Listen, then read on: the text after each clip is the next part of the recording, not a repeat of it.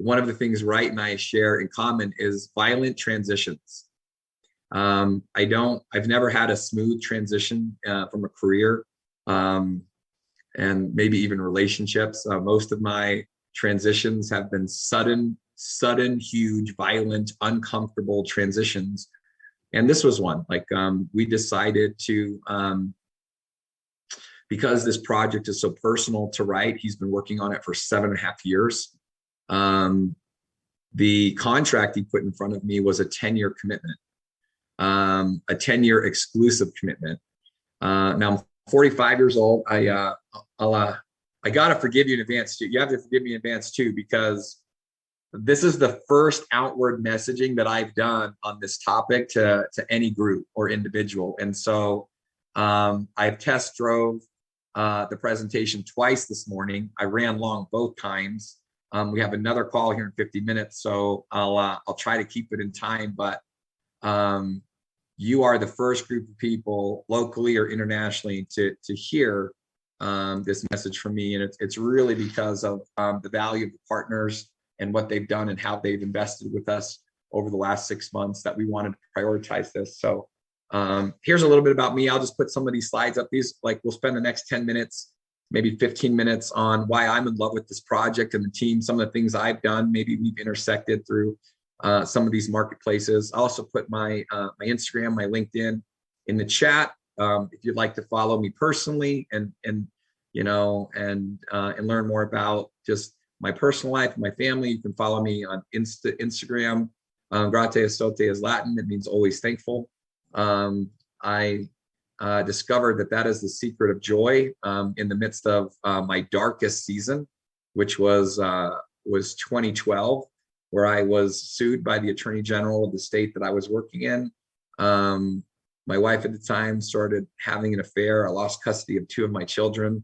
I tore both my shoulders, my Achilles tendon, which is the most painful tendon to tear in your body, and my left meniscus, and was in a lot of personal pain. And I learned then that the secret to surviving things like this is cultivating thankfulness, cultivating and growing thankfulness in our hearts that are not tied to our circumstances. So that's what Grate estote means. It's a reminder for me, not other people, but to be always thankful. And then my LinkedIn is, my professional background. Some of the things I've done in my life. I played football for 9 years. I graduated from an Ivy League school here in the United States with 2 degrees in 3 years. I was raised by a single mom and an older sister. I got my first fake ID when I was 15. It said I was 17, so I could work for full time at a Blockbuster Video. I made $4.25 an hour. And I used to take bagels out of the trash can at our local bagel shop because I couldn't afford to buy meals at school. And my friend worked at the bagel store, and he would throw all the bagels in a garbage bag and put them in the trash, because that's what his job was. And me and my other friends would take them out of the trash like seconds later. And that's how we paid for our lunch at school for my whole high school. I graduated from college into the dot-com boom. When I graduated into the dot-com boom, AOL was the #1 internet provider in the world. Yahoo was the largest search engine. And a year later, they had the opportunity to buy Google for $1 million. And eBay was the largest e-tailer. And so I worked in that space. I helped 3 companies go public. Those are 3 of my 4 exits, and 2 of my 4 exits happened in my early 20s, including a company that I started, which was a domain name auction site, and learned a lot about technology, learned a lot about scaling projects really, really quickly and creating value proposition in technology. Was also working in the film industry at that time, working for free, trying to be, I had an agent for writing screenplays. I've written 5 screenplays and 1 comic book. And that's when a friend of mine invited me over to someone's house for my first MLM presentation. I was 23. I'd never heard of MLM. I didn't really know and understand what it meant, but someone showed me a way to get paid every time someone turned on a light, watched television, or made a long distance phone call in 1999, 2000. And it seemed really interesting to me. And I did that full time for 3 years. I was with a company called ACN. My last month with ACN, I was #1 in the world after launching Australia. I signed up 10,000 reps and 100,000 customers in the first 30 days. By going in there and doing something similar to this, like doing a pre-launch phase for 90 days, where the company's official systems and platforms weren't live yet. But we built kind of a band-aid system, like just our team. It wasn't the company, it wasn't sponsored by the company, it was just me and my team at like 24, 25. And we recruited 10,000 people plus on paper, signed them all up on one day. We had verbal agreements with who were going to be our customers, signed them all up on one day, literally put $300+ million worth of billing on their platform in the first month. And then I moved on, found something else to do. I'm thankful for my time in that industry. It taught me a lot on personal development, human behavior, and motivating excellence through inspiration and personal development versus fear, where I think a lot of large companies today motivate their workforce on fear. I went into title services, kind of like a weird thing, but I transferred 50,000 titles in dozens of countries over the next 7 years for property and property management. And then I've been in solar for 10 years. Along the way, I think Nigel shared the video last week. Me and some of my friends, for absolutely no good reason, decided to jump out of a perfectly good helicopter into a volcano. So I've got some experience with volcanoes. If we need to use volcanoes to power to make huge power plants like they do in some areas of Scandinavia, I've come really close with a volcano. So I've had a total of 4 exits. I've achieved all the financial goals I set out to achieve in my 20s, 30s, and 40s. And last year, I really wasn't planning on working this year.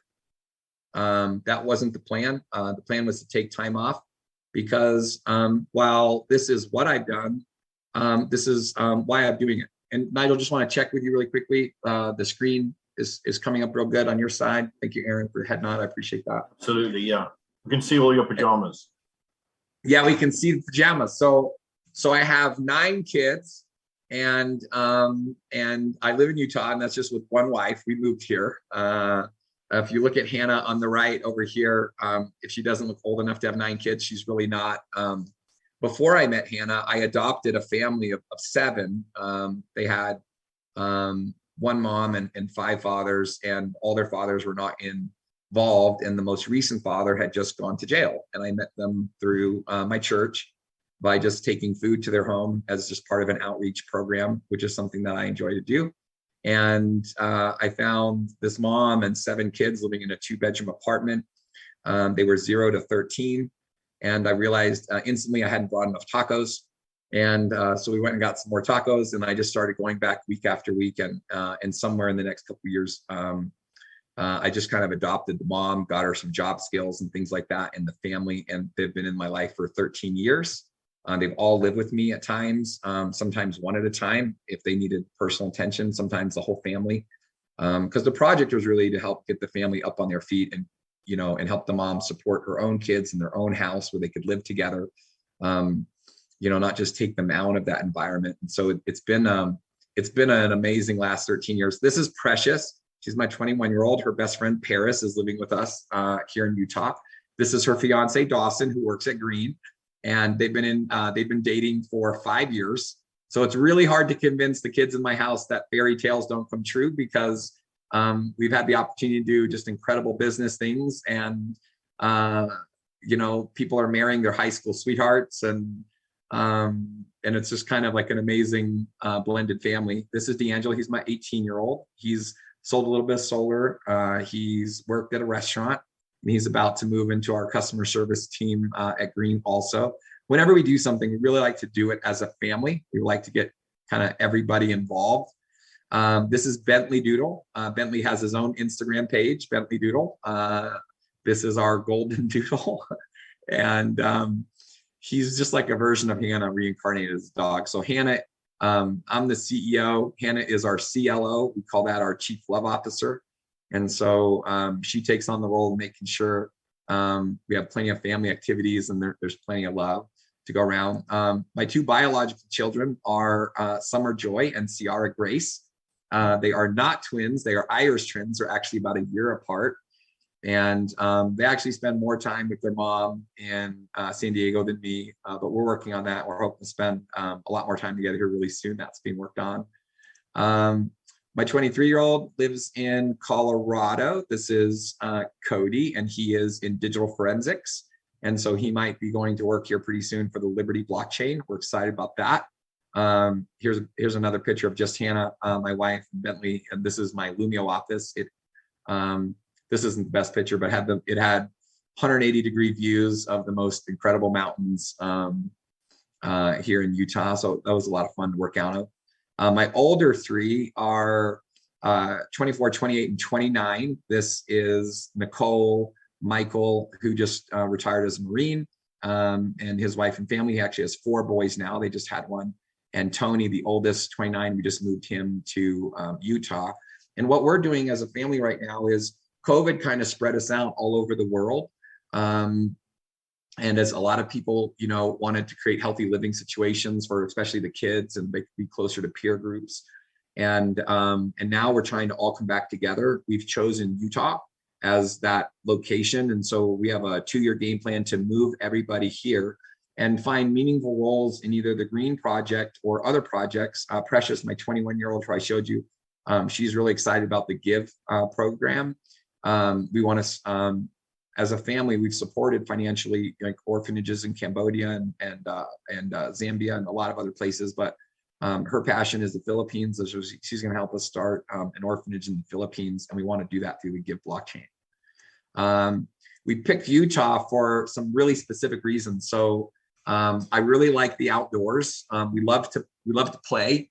If you're ever in Utah, you have to come over. We can take you skiing, or our whole family's gotten into wake surfing, which is surfing behind a boat.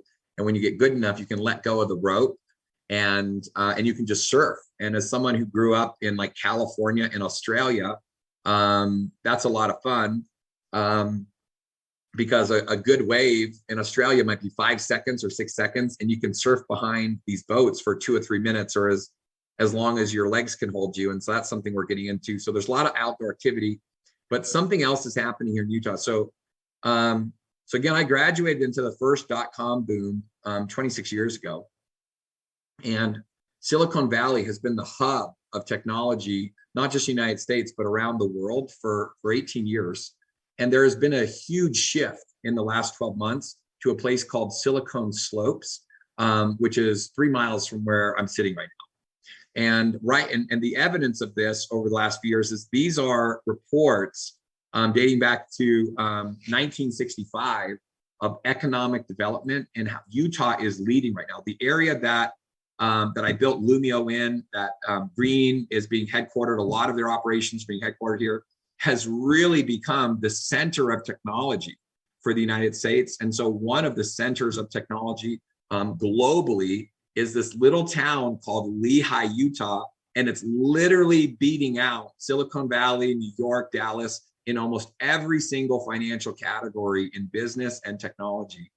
And it's creating a talent density that has only been seen in Silicon Valley in the last 20 years. This really hasn't been seen anywhere else in the globe.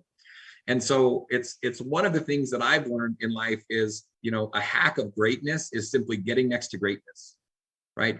Getting in a close proximity to other big thinkers, other big doers, forces us to think bigger and do bigger in order to compete.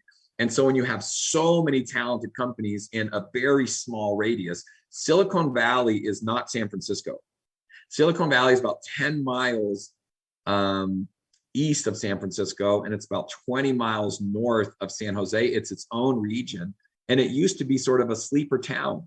Before there were big businesses there, people were working out of homes and working in warehouses. Well, they built the Apple campus, and they built the Expedia campus, and they built the Google campus. Like, there was nothing there. It was an affordable place to live in 1996, 97, 98. And so a lot of the startups were starting in homes. What happened between 1999 in 2002, 2003 is homes that were worth $200,000. They went up to $2 million.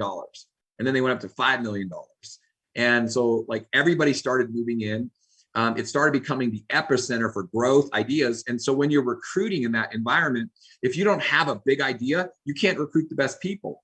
And when you get a lot of the best people, they're competing with a lot of the other best people. And so it creates greatness. It creates greatness at just an incredible level of talent density. And one of the good books that sort of explains the significance of this, not just for Silicon Valley, but globally, it's a book called Blitzscaling. I'm going to reference this book twice on this call.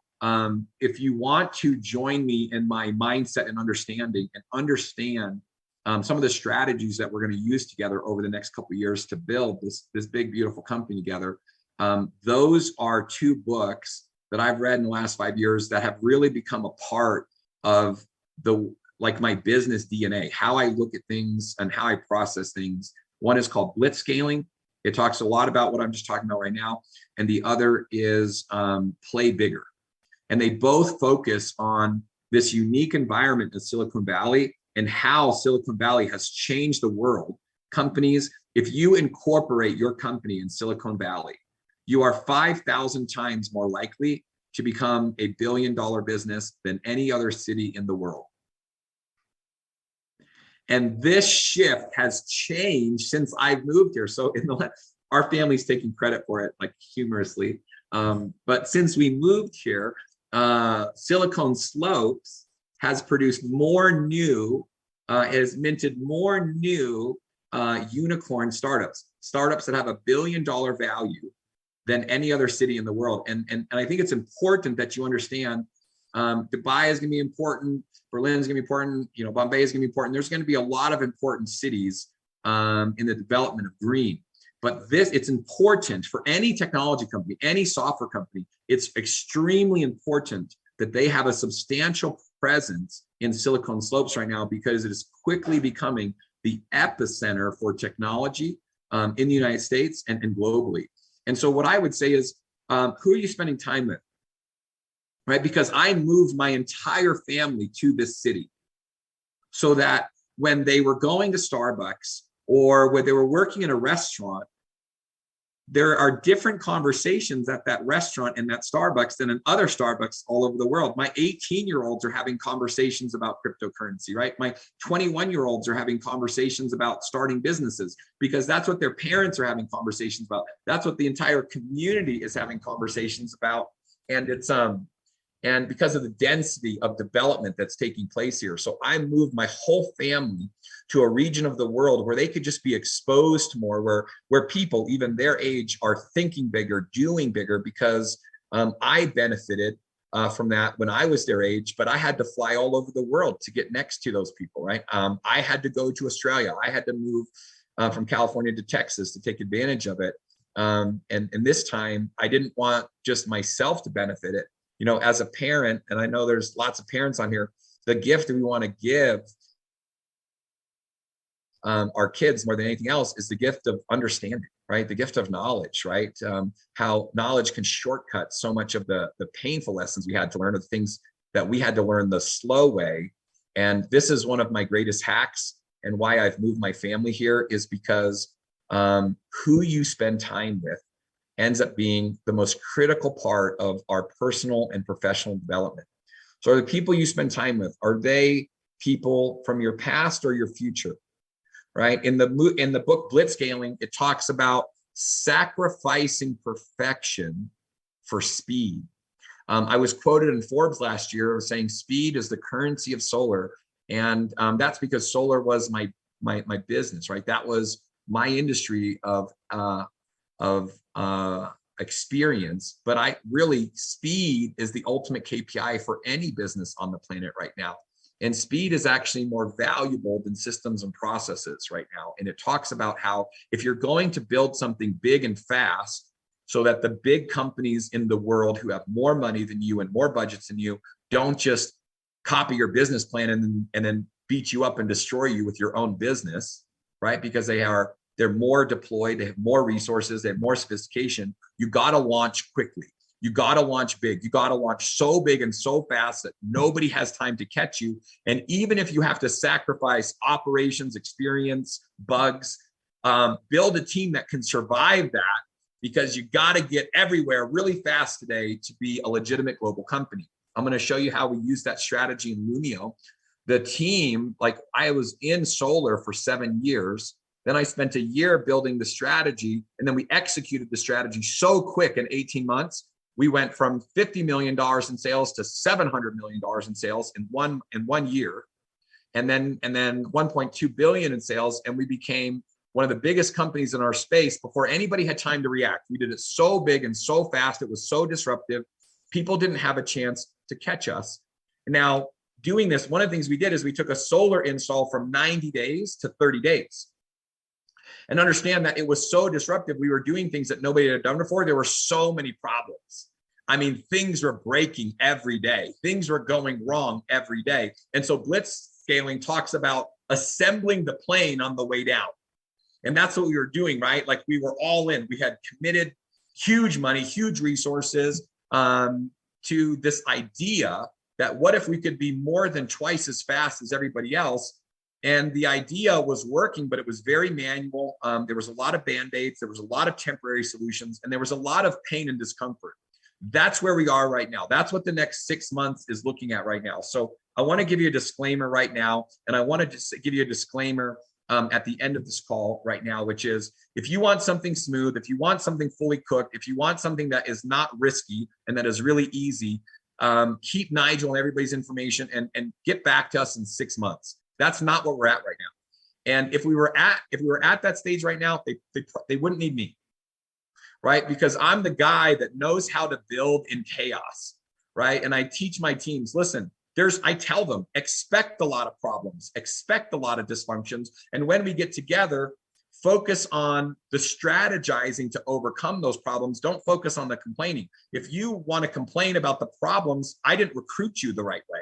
I didn't set your right expectations. We're going to have a ton of problems. If we're going to be one of the most widely used blockchain projects in the world, we're going to have to overcome more problems over the next 12 months than any other blockchain company in the world. And that's what we're set out to do. And that's what I'm preparing my team for, my family for. That's what I'm preparing myself for. I'm preparing myself for the biggest fight of my life. Like if we do it on a meaningful way, it will be extremely difficult. It will have violent changes. It will be very frustrating. But you know what? Everything I've ever done, if it was meaningful, it was hard. Right. And so this is a team, this is a situation. So what do we build? Lumio in 18 months became the most profitable residential solar company in America, number 3 in install volume, number 1 in speed, number 1 green company to watch, top 10 startups to watch, over $1 billion, but so many awards. Its first year in business. The strategy that I executed there is the same strategy that we're going to execute here. You know, the development and ideas behind Lumio were 6-7 years in the making. The development behind Green is 6.5 years in the making. Green has been software development for 6.5 years. It's been distributed as a blockchain project for 3.5 years. If I came in 2 years ago, I couldn't do what they're asking me to do. I could only do it now. It's only now that this project is ready to be blitz scaled. Only now is this project ready for someone like me or someone with my skill sets that wants to launch it all over the world simultaneously. Everything that has been done over the last 3.5 years has literally prepared someone like me to step in right now and make meaningful progress, right?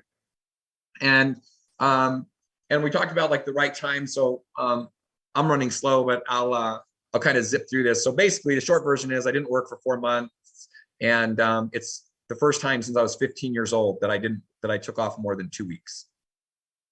And it was a life-changing experience for me. And I came up with a formula, and I decided, you know, if I went back to work again, it had to check all these boxes. It had to combine my favorite things of every industry, right? I had to love the team because my favorite things and everything I do is the team. And I got to tell you, like, these leaders you guys have, Stefan and Aaron and Nigel and, you know, KMG, all these guys, they are so easy to love.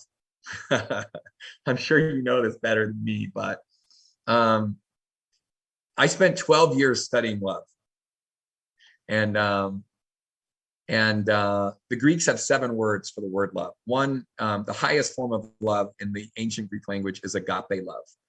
And it is, it's not eros love. Eros love is like lust, like passionate young lover love. It's referred to as like patriarchal love, and it's unconditional love. It means if love is 100% the decision of the giver, so I can love Nigel, even though I haven't known him for more than 45 days.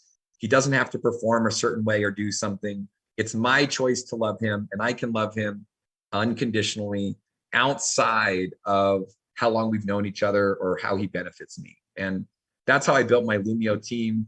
That's how I want to build this team.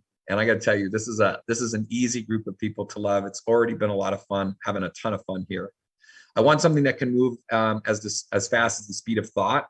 While solar was fun and we did a lot of big things, solar is really slow. There's a lot of moving pieces. And one of the reasons why I was okay to leave Lumio is it's too slow for me. I want to go faster. So 0 to $1 billion in 18 months, that's too slow for me. That's too slow. It's too slow in the new economy. It's too slow in Web.3, way too slow in blockchain. I wanted to move. I wanted to build an area where if someone had a good idea, if one of you has a good idea, that we could implement that good idea in less than 30 days. So we don't have to wait a year, 2 years to capitalize on that good idea. Solar has no residual income. My title has no residual income. I missed my residual income from 2004 and 2005. So that's why I looked at software. Software has great forms of residual income. Obviously, this node of purchase something one time and have it generate you 4 or 5 different kinds of income streams over the next 10 years. That's really exciting. I think that the node structure itself is the absolute best form of residual income I've ever seen. In network marketing that I did, the type of work that we had to do 17 years ago to generate money was hard, like really hard. There was no, automatic text messaging platforms and other types of things. There was no auto pay, and it was just really, really hard. And most people really didn't have an equal opportunity. Today, if you buy a node today, you are benefiting in the exact same way that I benefit or Right Thurston, the creators benefit. In fact, some of you, if you already own a node, you own more green than me. We can go to my wallet right now. I've got 15,000 green. I'm about to turn on the maximum amount of nodes they'll let me. But I am here because I have the early opportunity to buy nodes. That's why I'm here. I'm not here. I have no equity. There's no equity. There's no CEO of Bitcoin.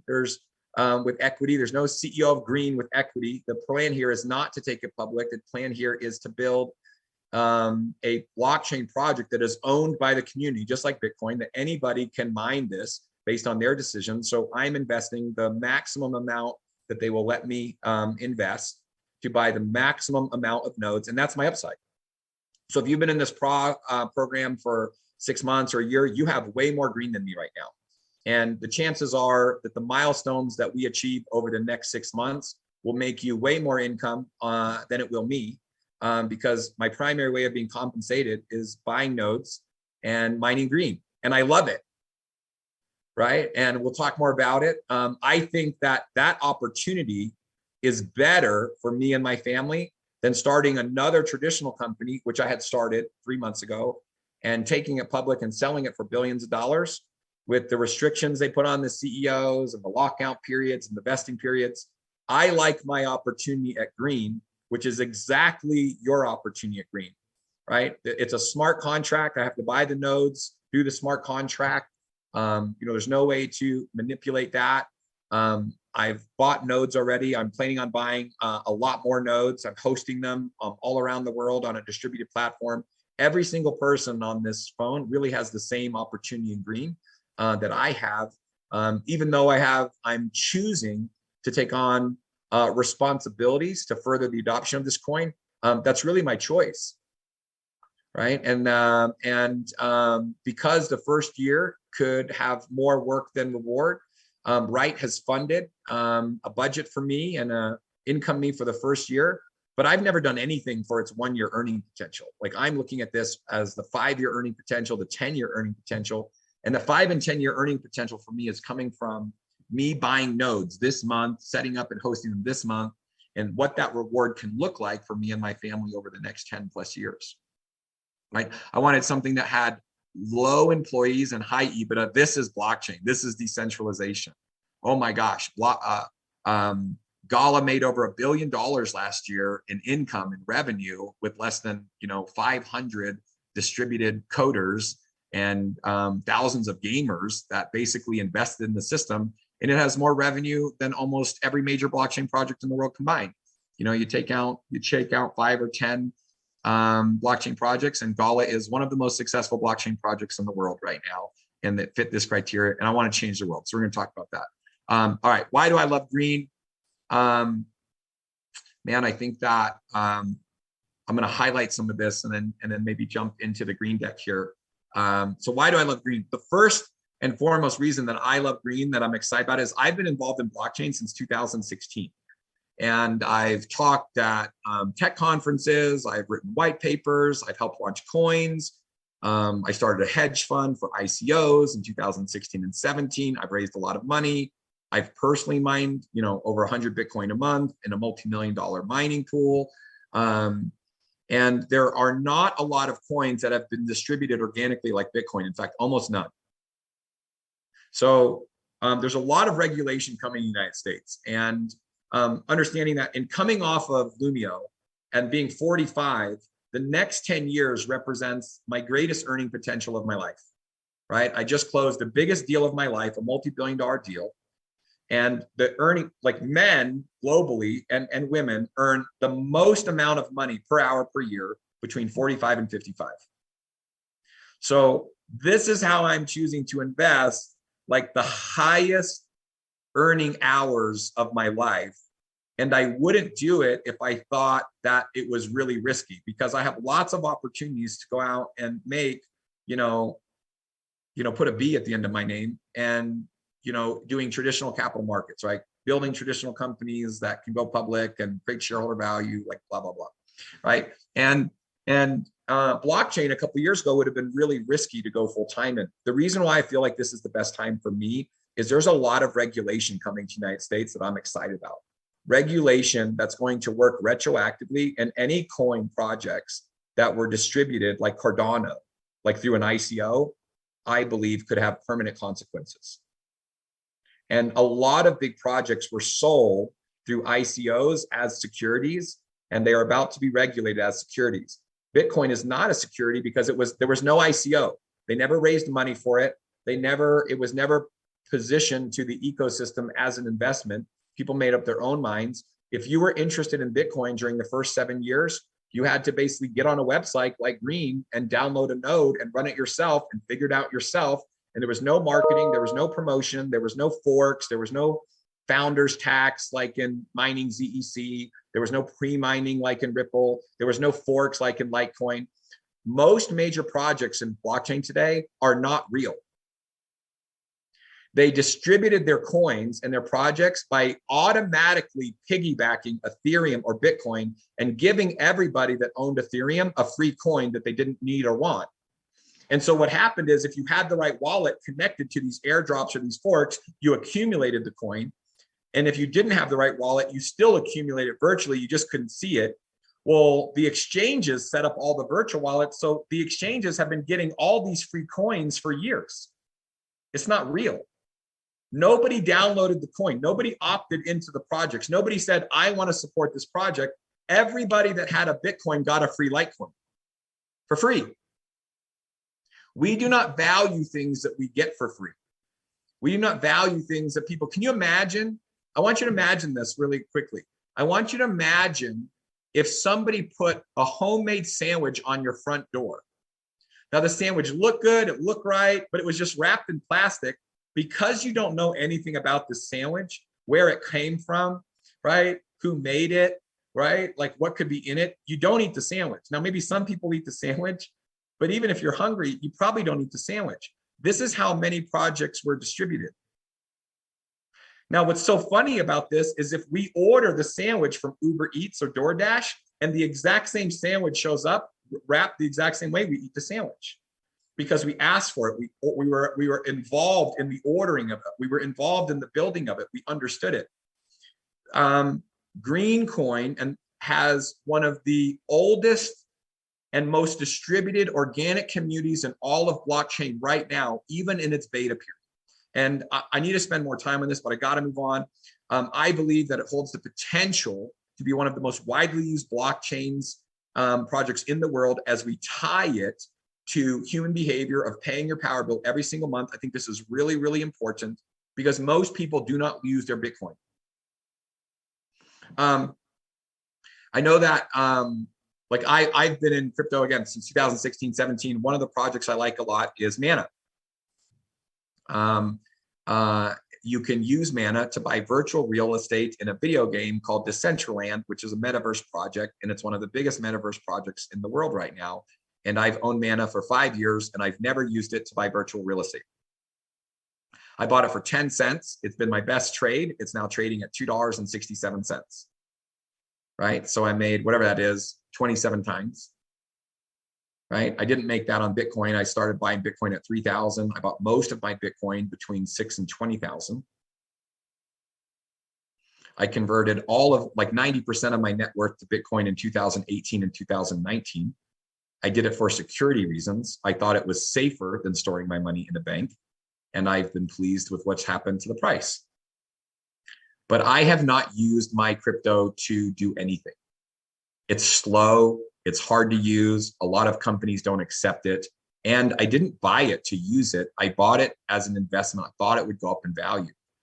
But when everybody is buying it for that reason and no one is using it, people aren't using Dogecoin at McDonald's. People aren't using Bitcoin at the movie theater. Most of the community, when I mean most, I mean like 99% of the 5% of the world that has any exposure to blockchain at all, they're buying it out of pure speculation. So if we can take one of these projects that still has speculative value and we can get the community to use it every month, because every month we have an incentive to use it to pay our power bill and we get a reward for paying our power bill, the adoption of those users will add a lot of value to this project, and it will not be hard to become one of the most widely used blockchain projects in the world. This software started off as efficiency. Wright Thurston and many of his partners would collaborate on some of the largest Bitcoin mining operations in the world. At one point together, they were mining 10 to 12% of all the Bitcoin in the world. Can anybody tell me the first thing you have to do when you mine Bitcoin? Has anybody mined Bitcoin? So here, let's do it this way. In the chat, I'd like to get everybody to take a guess in the chat. So in 2019, I was mining 100 Bitcoin a month, and 1 Bitcoin would go to paying my rent, and 1 or 2 Bitcoin would go to paying my administrative and accounting fees and things like that.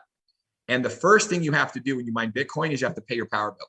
So out of the 100 Bitcoin that I could potentially mine, how much Bitcoin did it take to pay my power bill? Type a number in the chat. So you have 16, it's a good guess. Pascal, thank you for being first. 50%, 45%, 80%. Rimbidas, 80 to 85%. Out of the 100 Bitcoin I mined, I had to turn around and pay 80 to 85 Bitcoin on my power bill. And if I didn't pay my power bill, I couldn't mine any more Bitcoin. This is why a lot of people are saying that Bitcoin is actually the virtual storage of electricity, because right now it can take $30,000 or $40,000 to mine a Bitcoin that retails for $44,000. Right? It is spending electricity, consuming electricity in order to create this asset. And then that asset can be stored virtually in our wallets. And the software started by saying, hey, instead of mining 100 Bitcoin a month, Jonathan, what if you could mine, 5,000 Monero for the same cost of power and then back sell it into Bitcoin and have 200 Bitcoin? You would be mining Bitcoin more efficiently by mining other coins and then trading it for Bitcoin. And that's what the software did. Green literally tracked how much consumption all the coins were taking to mine in real time, so that Wright could mine Bitcoin as energy efficient as possible, which is what Elon Musk and all these world leaders are talking about right now. And then ultimately the hardware and the software had a lot of limitations, so they had to create their own. Right? And it's ready to launch right now. Right? We have been in the beta for 3.5 years. We are going to be in a pre-launch for 3.5 months. And before the end of the year, the world is going to know about this coin, or I'm going to die trying. And this project has been in development, I would say, for 100 years. This is a real newspaper from the New York Times in 1921 of Henry Ford, right? The largest manufacturer in time of the automobile. He wanted to replace gold with energy currency to stop wars. And his idea, he was teaming up with Thomas Edison, and he was going to build a giant hydro mine on a fast moving river in Tennessee. And he said, look, we could create electricity with water, and every country has running water, and we could create reliable electricity, and electricity could back our currency, because everybody is going to need this resource. Like every home is going to need electricity. And then if every country on the planet could do it in a fair way, we wouldn't need to fight over gold. And what happened, unfortunately, in the United States in the 70s is we dropped the gold standard and we converted to oil. And right now, if you want to buy a barrel of oil anywhere in the world, you have to convert your currency to USD first. And the USD is backed by energy in the form of oil. But as there's a movement globally away from dirty energy to clean energy, we don't want to back our energy with natural gas anymore. We don't want to back our energy with oil anymore. And there's a movement. Here's what's happening. The world is asking for green, and they're hoping that someone can come up with it. And they don't realize what the world is about to find out is that everything they're asking for already exists. And it has all the backing and all the money and all the development to actually achieve what people are asking for right now. Not a year from now, not 2 years from now, right now. Here's Elon Musk. Here's a year ago, Elon Musk. So fast forward 100 years.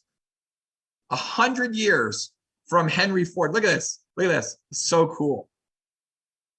Right? 100 years later, Elon says you can now buy a Tesla with Bitcoin, with electricity. Whoa. Tesla is using only internal and open source software that operates Bitcoin nodes. Tesla is operating Bitcoin nodes directly. Bitcoin paid to Tesla will be retained as Bitcoin, not converted to fiat.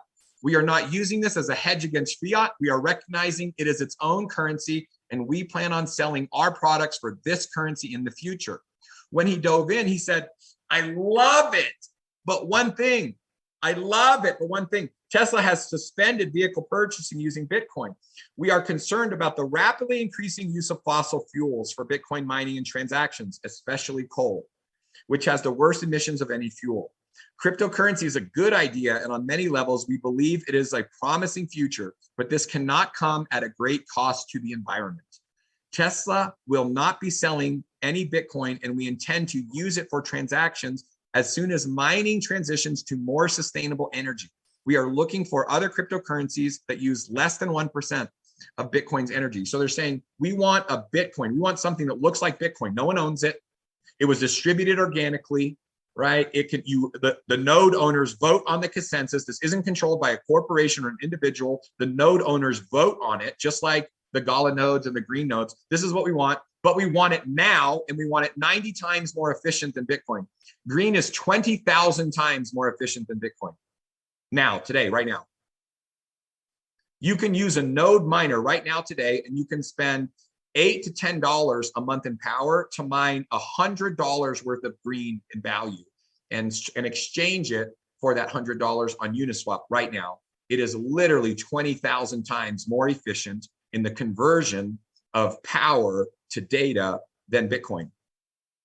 All right, a couple more things really fast. I'm running out of time. All right. So what else can we do with this? I'm going to come back to this right here. 2 billionaires in Australia are committing $22 billion to build an undersea cable to take solar power from Australia to Singapore, right? Because Singapore doesn't have land mass. Solar power is the cheapest cost of power in the world. It's cheaper than coal or natural gas. And so they want to use that. But how do we transfer it? How do we move electricity around the world? This is an old idea. This is what they did 40 years ago for telephones. Look at this. Exxon one of the largest oil and gas companies in the world is mining Bitcoin by converting the flares from the flare gas, which used to be pollution. And I have friends that are doing this in Utah. I was going to do this in Texas, actually, and I'm abandoning this project to do green.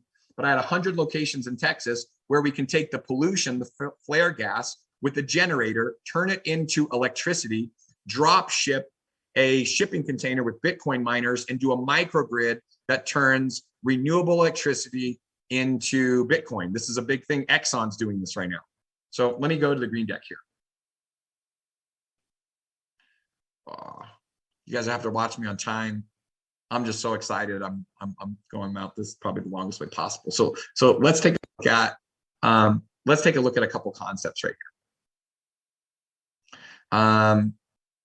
Let's take a look at it. Here, I want to take a look at it. Let's just take a look at this. Yeah, we have a max amount of time here. Okay. Realize how significant this is. So now we're all becoming aware of the metaverse, right? A metaverse is just multiple realities. So think in terms of multiple platforms, right? You have a movie theater, you have, Netflix, you have cable, you have YouTube, you have Disney Plus, you have your phone, your tablet, TVs, all of that's merging into one thing, right? Where you can watch content across that's transmitted multiple different ways on multiple devices. That's a form of the metaverse, right? Just like Doctor Strange moves in and out of multiple universes in Marvel comic movies, right? So we have a universe where things are practical and physical, this universe on the earth where you can touch things like paper, right? And the fax machine takes paper and turns it into data. It turns it into Morse code. Morse code is ones and zeros, right? It's a straight line or a dot. Morse code is the original binary language. And it turns paper into Morse code, basically, ones and zeros, and sends those ones and zeros anywhere in the world and turns it back into paper. So this goes from our universe to the metaverse through a variety of transmission. This could be satellite, this could be under oceanic cables, this could be local cable, this could be cell phone network, boom, turns it back into paper. So something that used to take, if I had a private jet, I could take a box of papers and send it to China for, $250,000 in 24 hours, or for a few pennies, I can do this. Watch this. This is a metaverse project. What if I had a 3D printer and a 3D printer, and I had the code to print a gun, right? And what if your country was invaded and you have a 3D printer, and I can send the data to your 3D printer, and your 3D printer can print out a gun, and in less than 1 hour, you could defend your family by printing a gun on the other side of the world. We're taking data, ones and zeros, and turning it into something physical. This is turning something physical into data into something physical. All right, one more example. Voice. When I was 24 years old, I signed up in a network marketing company to sell long distance service. I made over $1 million a year at my first year at 24 selling long distance service. Long distance doesn't even exist anymore. The reason why long distance was expensive is because long distance was being transmitted all over the world through sound waves, and sound waves take up a lot more space on cable than data. And so you needed a lot more cable to send the sound waves all over the world. And so it was really expensive because you can only send so many sound waves at the same time over that same cable. And so long distance, calling China, calling everywhere, was $1 a minute, $2 a minute, $3 a minute, came down to 10 cents a minute, 20 cents a minute, came down to $20 a month, unlimited calling. And now we can not just send voice, we can send phone, we can FaceTime for free. We can WhatsApp video talk for free. Why? Because we're changing something physical. A sound wave is physical. If you've ever been at a sporting event or somewhere where you hear a jet break the speed of sound, you can feel the sound wave hit you. Boom. A sound wave is physical, right? The right sound wave can, an army marching on a bridge in unison has to stop marching in unison, or the sound wave can literally move the bridge in the same form of the sound wave, right? We're converting a sound wave into ones and zeros and reassembling it. And here's what's exciting. We're reassembling it with our same accent, with our same tone and pitch. It's amazing. Okay, here's what we're doing. Skipping all this. Here's green. If you want to explain green to someone, here's how you explain green. We are taking a physical asset of electricity, which is the most widely used asset in the world, for all of our hosting platforms, for all of our needs, every website we do, all of our content, all of our phone. You can't live without a phone today. Everything requires electricity. Every human being on the planet needs electricity for comfort and business everywhere in the world. We are turning that physical asset into data through mining. We're doing it more efficiently, a multitude, 100 times, more than 100 times more efficient than Bitcoin. And you can text that data anywhere in the world and convert it back into electricity by paying your power bill, by buying power in a retail energy environment, or once it's data, you can turn that electricity into buying power to buy any kind of good and service. Right now, you can take a node that costs $5,600 and it's mining a little less than 700 green a month, and you can turn that green into $210 USD right now. And so if you're running that node on your computer at home, it's costing you $5 to $10 a month in power to do that. That's amazing. There's no other project on the planet that I know of that is doing this. This is amazing. So let's look at these guys in Australia. I can create a retail energy desk. We can literally transport this all over continents, Africa, India, China. They have 30 to 40% of their population doesn't have a bank account and doesn't have electricity. And it's because no one wants to build the infrastructure to a remote village. We don't have to. We can build a microgrid in that village, and people can buy, families can send their families in that village green, and they can buy the electricity with that green, and we can send that value all over the world the same way you send a text message. Facebook, the world's largest content provider, they don't make any content.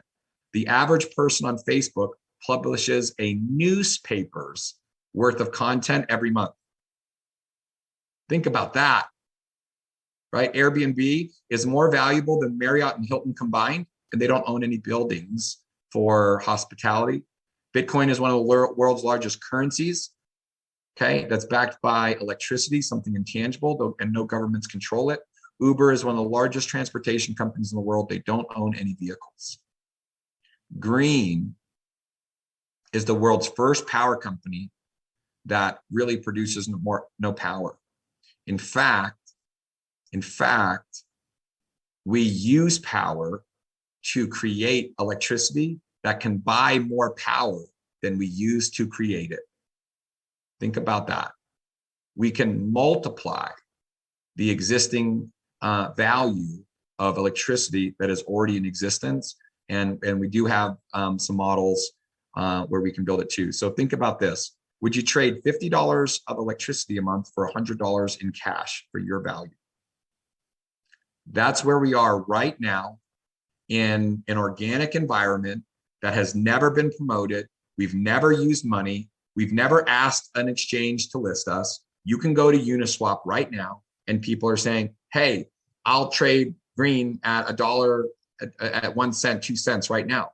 And there's a buying community that says, hey, that's a good deal. I'd like to use that green right now. I'll buy that. That has all happened organically. It has happened without promotion, without ICO, without me, without Right. That is already happening organically. This model already works with where we are in nodes. What else can we use it for? We can use it for anything. What happens when there are no more power bills? Our mission is to save people money on an action that they have to perform every single month with or without us, teach them how to share it, and teach them how to give back, where they can actually stake coins to help other people's power bills. And I want to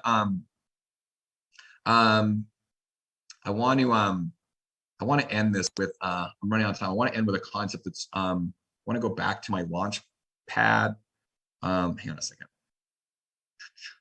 All right. All right. How can we get started? What are my goals? This is what I'm doing. This is what I am doing over the next 6 months. And I'd love for any of you that want to partner with me on this to do this with me. First step is I want to build a global business team to further the adoption of green. We want to sell, install, and run nodes to get this more distributed. We are already one of the most widely distributed blockchain projects in the world. We already have more active nodes than most major blockchain projects, but we want to add more. This is where we create value in our ecosystem. This is where we create processing power. This is where we validate truth. We want to sell out the nodes. So it's taken 3.5 years to sell half of the nodes. I want to sell the rest of the nodes before the end of the year. That's my goal, right? And so as we do, it's a smart contract. As we do, every node we sell increases the value of the next node. The nodes at Gala that were selling for $5,600 a year and a half ago are selling for $98,000 today. And so if I execute on my vision, that's how much the nodes should be selling for in the future, because that will be the value created, right? So we want to sell and install nodes, not to make money. Again, a lot of the profit from the selling of nodes actually goes back in the form of rewards to the green community. We want to sell this because this is our infrastructure. Okay, this is our decentralized infrastructure. So I am looking to build a team of people that want to buy nodes. The people that I'm calling all want to buy 50 to 100 nodes. So I'm going to the most successful people that I know, because I want to put them in the same position as Jack Dorsey. So Jack Dorsey has built 2 of the largest companies in the world, Twitter and Foursquare. And he got involved in Bitcoin very, very early. And so as Bitcoin, right, started getting market adoption and people started using it, and the value of Bitcoin started going up because people were using it, Jack said, you know what? I think this is valuable. I think I want my payment company to accept Bitcoin. So the first thing he did is he integrated, I'm not showing my screen. Thanks. Thanks. So the first thing he did, so this is my near-term strategy checklist. I'll go back to this. But I want to put global leaders, right? So I'm from the United States and I know solar. So when you talk to me about green, I see how it's going to work in solar right away, right? I see how it's going to work for people's power bills right away, but it can be used for so much more. I want to build a team of global leaders who are helping us integrate this technology into their businesses. What motivates them to do that is getting them early exposure to this project where they can still buy nodes so that they are a part of the infrastructure in the backbone before this gets launched globally. Jack owns a lot of Bitcoin. Jack mines Bitcoin. I want you to consider this. I don't want you to buy green. I want you to mine it. Buying green doesn't teach you about green. Mining green teaches you about green. Mining Bitcoin helps you understand Bitcoin. It's totally different than buying Bitcoin. When you own a Bitcoin miners, you get rewards for owning Bitcoin miners. The rewards are Bitcoin and transaction fees. The rewards for owning green nodes are going to be green coins, NFT drops from raffles and lotteries, transaction fees, and voting. So that people that own nodes today, right? There's only 100,000 nodes. The people that own those nodes get to vote on what green is going to look like a year from now, 5 years from now, 10 years from now. This is the opportunity. We want to take some of the most successful people on the planet to get them early exposure. First, they'll help us decentralize the platform by setting up nodes and mining equipment. Second, they'll figure out how to integrate it with their business. And third, people like me and Jack are going to say, as the value increases over time, they're going to say, you know what? It's easier for me to create $1 billion worth of value as a co-creator in this than it is to try to sign up another software company with 5,000 employees and spend full time raising money and then have everybody tell me what I can and can't say on my own platform that I created.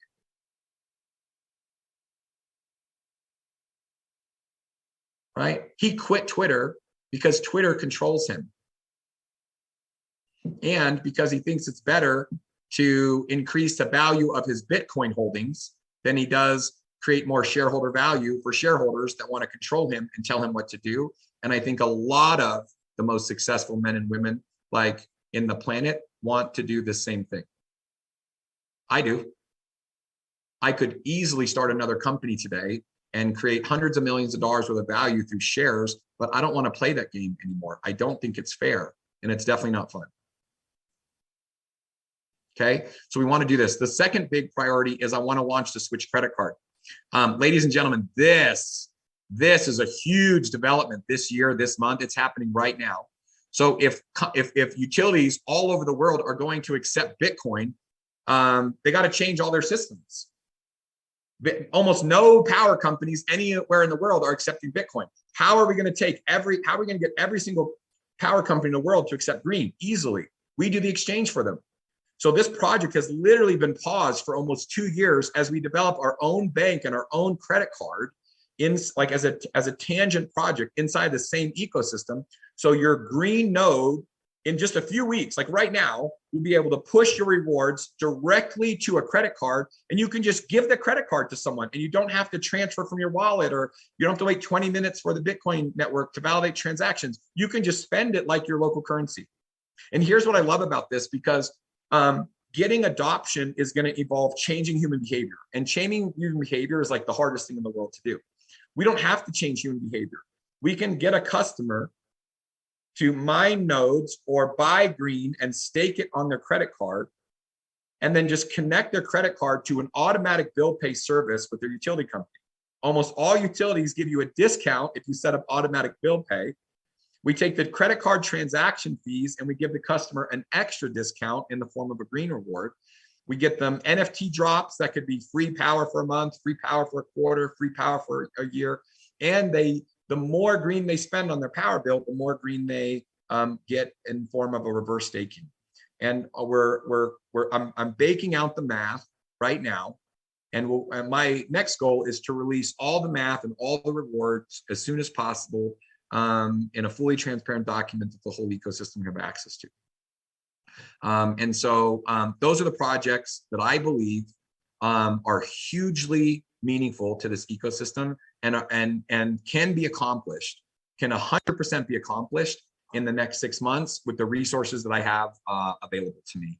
And because this project has been in development for so long, and there's so many things for me to leverage that I'm here.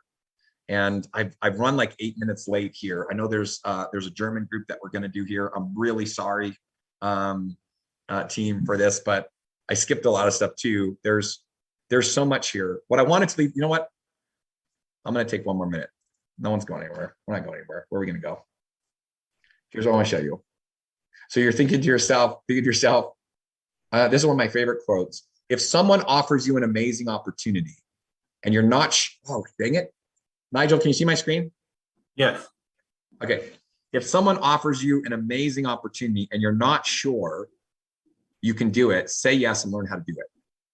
You don't have to be a blockchain expert. I'm telling you, mining cryptocurrency is the way to become a blockchain expert. The reason why I know so much is I started mining Bitcoin. I learned way more in my first 3 months mining Bitcoin than I did in my first 3 years in blockchain combined, because it was like the aha moment.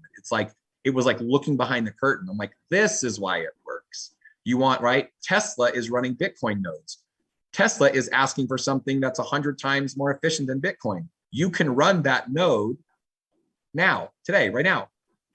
So how do you do something that no one's ever done? This is what we did at Lumio. This is what I told my team. You just got to be willing and relentless. No one has ever done this. Ladies and gentlemen, we could fail hugely.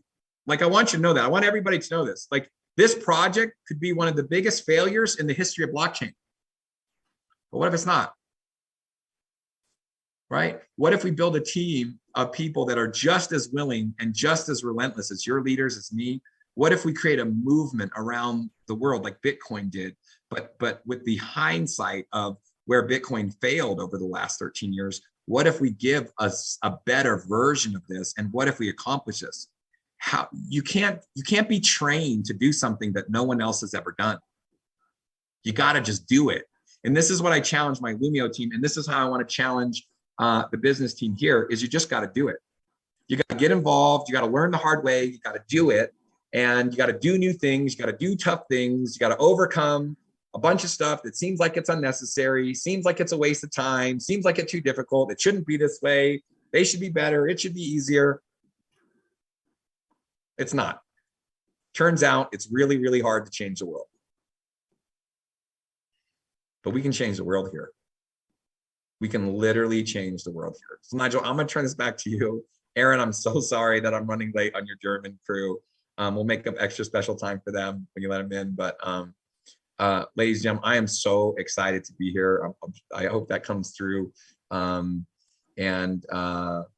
you know, these nodes are going to sell out really fast, in my opinion. So I'm not even really focused on the sales piece. I'm 100% focused on the operations and building systems that will not embarrass you. But right now, the systems will embarrass you because we are in an epic, you got to read blitzscaling. We are assembling this project in real time. We have jumped down of the plane and we are assembling the smaller plane on the way to the ground. And it's going to be messy and risky and frustrating. And we're going to change the world. So. Well, thank you, Jonathan. I hope none of you can sleep tonight. I'm sure they won't. And I know you've got to run to your other call, so we're not going to hold you up any longer. And I know there's stuff that you wanted to say, so maybe we can invite you to come on another call sometime soon as well, so we can get into absolutely. Yeah. Wow. Thank you so much. I'm speechless. There's nothing I can say. How can I follow that? Except who's in it? Who's with us for this journey? Come on, I'm all in. Show us a hat. We're gonna change the world. Thank you so much, Jonathan.